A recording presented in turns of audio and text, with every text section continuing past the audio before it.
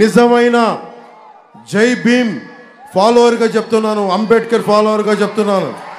అన్ని కులాలు బాగుండాలి, అంతేగాని కుల రాజకీయాల కోసం మనకి కులాలను వేరు చేసే రాజకీయం కోసం జనసేన కానీ టీడీపీ కానీ బీజేపీ కానీ లేదు. మేమందరం ఉన్నది కూడా లా అండ్ ఆర్డర్ బాగుండాలి. అమలాపురం యువతకి యువకులకి ఉపాధి అవకాశాలు రావాలి. మన అమలాపురం మన కోనసీమలో క్రాప్ హాలిడే అన్నది గత చరిత్ర అవ్వాలి. ఇలాంటి దృష్టితో మేము వచ్చాం.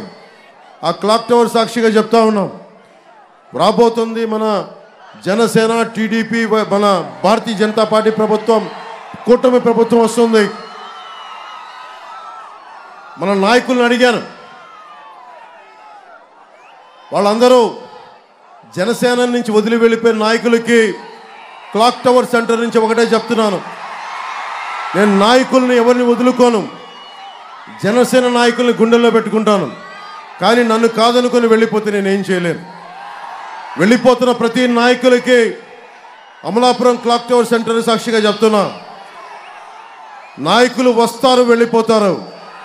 జనసేన జన సైనికులు, వీర మహిళలు, జనసేన మద్దతుదారులు రాష్ట్ర క్షేమం కోసం, ప్రజాక్షేమం కోసం నిలబడేవాళ్ళు.